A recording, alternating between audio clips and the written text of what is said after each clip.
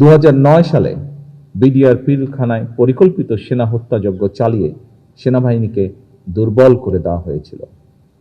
এরপর দীর্ঘ 1.5 দশকের শাসন শোষণের সময় দেশের সশস্ত্র বাহিনীকে বিতর্কিত করার অপচেষ্টাও চালানো হয়। 2024 সালে দেশ এবং জনগণের স্বাধীনতা রক্ষার যুদ্ধে সশস্ত্র বাহিনীর ভূমিকা দেশের স্বাধীনতা প্রিয় জনগণকে আশান্বিত করেছে। 2024 সালের 5ই আগস্ট পরবর্তী অস্থির সময়ে এবং দৃশ্যমান প্রশাসনিক অচলাবস্থাতেও সশস্ত্র বাহিনী অসাধারণ ভূমিকা পালন করেছে।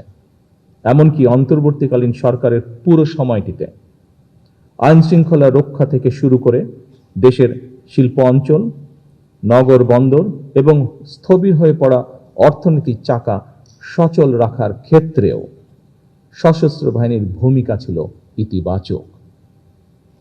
গত 12ই ফেব্রুয়ারি মাসে অনুষ্ঠিত অবাধ, নিরপেক্ষ এবং গ্রহণযোগ্য নির্বাচন সম্পন্ন করার ক্ষেত্রে অন্তর্বর্তীকালীন সরকারের প্রতি সশস্ত্র বাহিনীর সহায়তা ছিল দেশ ও জনগণ এবং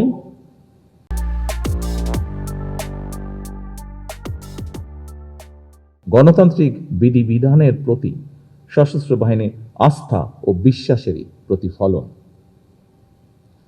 উপস্থিত অফিসার্স এবং সৈনিকবৃন্দ,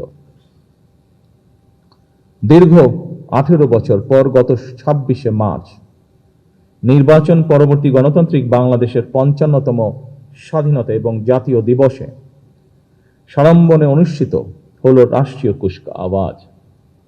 অত্যন্ত সুশৃঙ্খল, পরিপাটি ও নজরকাড়া প্যারেড এবং প্রদর্শনীর জন্য আমি আপনাদেরকে বিশেষভাবে ধন্যবাদ জানাতে চাই।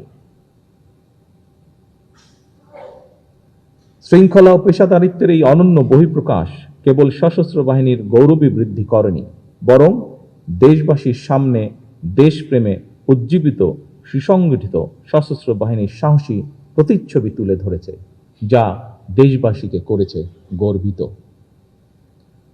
উপস্থিত অফিসার্স এবং সৈনিকবৃন্দ, স্বাধীনতার ঘোষক সাবেক সেনাপ্রধান শহীদ প্রেসিডেন্ট জিয়াউর রহমান, সাবেক প্রধানমন্ত্রী দেশনেত্রী মরহুমা খালেদা জিয়া বিশ্বাস করতেন এবং বর্তমান সরকারও বিশ্বাস করে, বাংলাদেশের ধর্মীয় সামাজিক মূল্যবোধে উজ্জীবিত দেশের জাতীয়তাবাদী শক্তি এবং সশস্ত্র বাহিনী যদি শক্তিমান এবং ঐক্যবদ্ধ থাকে, তাহলে বাংলাদেশকে কেউ কখনো পরাভূত করতে পারবে না।